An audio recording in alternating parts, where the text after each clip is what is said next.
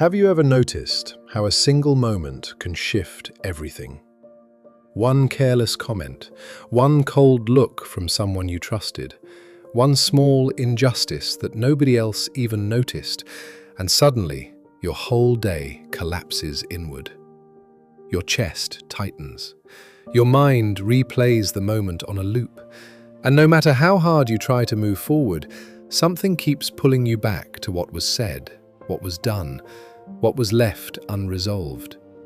It happens to all of us, and most of the time, we don't lose the situation because of what happened to us. We lose it because of what we do with it afterward. But here is something that most people spend a lifetime learning too late. The one who chooses what they carry controls what they feel. The one who decides what to put down walks lighter than anyone around them. And the one who stops collecting other people's stones, that person becomes free in a way that has nothing to do with what the world does or doesn't give them. Today's story is about that kind of freedom. Stay with me until the end, because before we finish, I will share one quiet daily practice, something you can do tonight in less than 2 minutes that can begin to loosen the weight you may not even realize you are still holding. Now, let us begin. Once upon a time, in a quiet river town where the streets were narrow and everyone knew everyone else's name, there lived a young woman named Nadia. Nadia was sharp, warm-hearted, and capable. People liked her. But the people who were closest to her knew something that she herself could barely see. Nadia felt everything too deeply and held it too long. When a colleague dismissed her idea in a meeting, Nadia smiled in the room and burned for 3 days afterward. When a neighbor made a thoughtless comment about her home, Nadia carried it like a splinter she could not quite reach. When a friend forgot her birthday without apology, Nadia said it was fine, and then quietly replayed it for weeks. She never shouted, she never made scenes, but inside, she was always carrying. People sometimes said she was sensitive, but that was not quite right. Sensitivity is not the problem.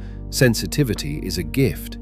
The problem was that every hurt, every slight, every careless word thrown in her direction, Nadia caught them all. She held them. She examined them. She placed them carefully into a bag she carried everywhere she went. And that bag grew heavier every season.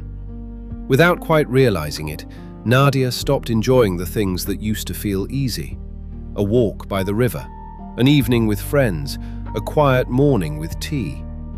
These things still happened, but she was never fully inside them.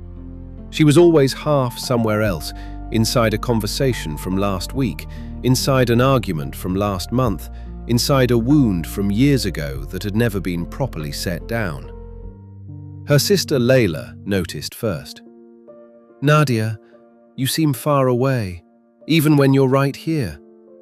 Nadia smiled. "I'm fine, just tired." But it was not tiredness.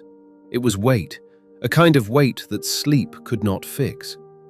One autumn morning, needing something she could not name, Nadia put on her coat and walked toward the old stone bridge at the edge of town. She often went there when she needed to think. The sound of the water always settled something in her. She was standing at the railing, looking down at the slow river, when she noticed an elderly woman sitting on the bench at the far end of the bridge.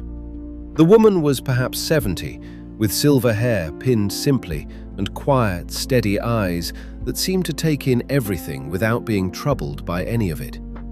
She had a small basket on her lap and was watching the water with the particular ease of someone who had long ago made peace with whatever the world offered. Something about her stillness drew Nadia. She walked over slowly. "May I sit?" The woman smiled and moved the basket slightly. "Please." They sat together in the sound of the river for a while. Then Nadia found herself speaking without entirely planning to. "Do you ever feel like you can't stop thinking about things that hurt you? Even old things, things that should be over?" The woman looked at her thoughtfully, not with pity, with recognition. "What do you do when someone hurts you?" she asked. Nadia thought about it. "I try to understand it. I go over it. I think about what was said, what they meant, what I should have said back." "And how long do you do that?" Nadia was quiet for a moment. "Sometimes a very long time." The woman nodded slowly. She reached into her basket and produced 2 smooth river stones, the kind the water had rounded over many years. She placed one in Nadia's open hand and held one herself. "When someone hurts you," she said, "they throw something in your direction. A careless word, a dismissal, a small cruelty, something." She set her stone down gently on the bench between them. "That is their stone. They threw it, and they walked away. They are not holding it. They are not thinking about it. For them, it is already on the ground, forgotten." She looked at the stone in Nadia's hand.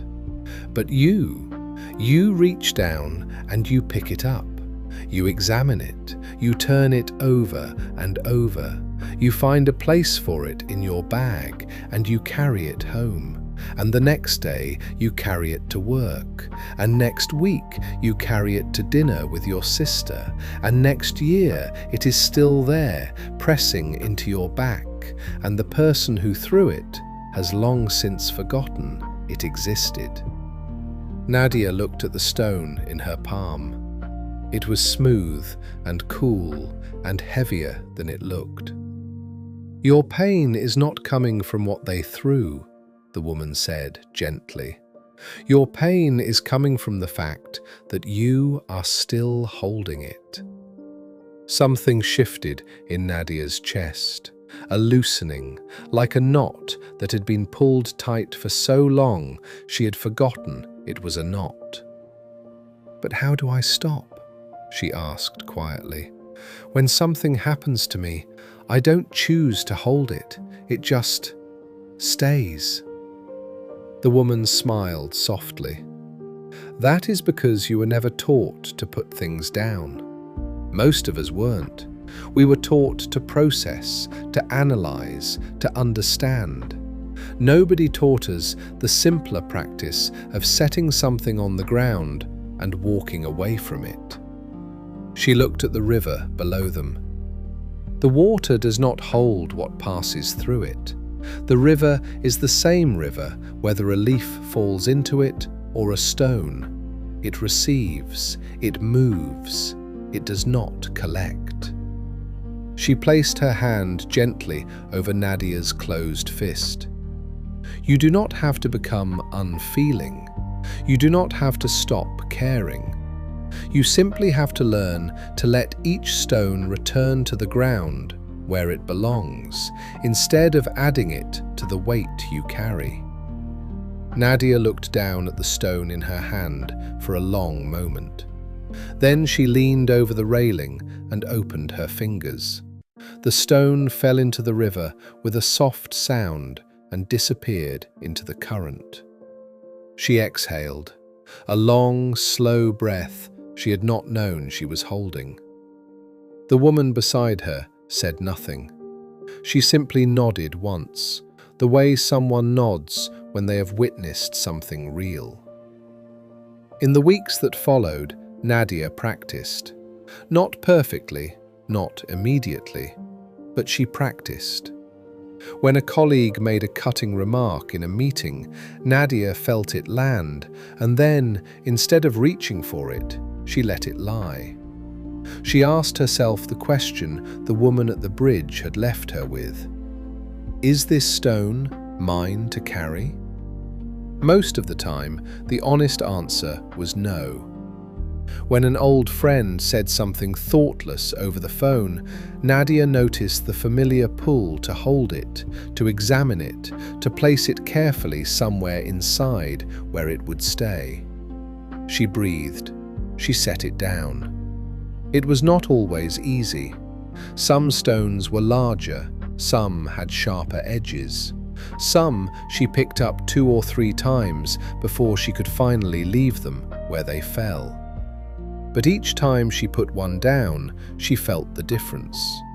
Her walks by the river became something she was actually inside, rather than something she was passing through. Dinner with Leila felt lighter. She was present, laughing at things she would have missed if she had been half somewhere else. Mornings arrived with something she had almost forgotten was available to her. Space. A little more space in her chest than the day before, Leila noticed. Whatever you're doing, keep doing it. You're back. Nadia thought about the woman on the bridge. She went back one morning to thank her. The bench was empty. She sat there anyway for a while, watching the water move the way it always had, receiving, flowing, holding nothing. And she understood, finally, that freedom is not the absence of difficult things. It is the practice of deciding, moment by moment, what you choose to carry and what you choose to leave on the ground where it fell. My friend, let me share the quiet practice I promised. Tonight, before you sleep, sit somewhere still for just 2 minutes.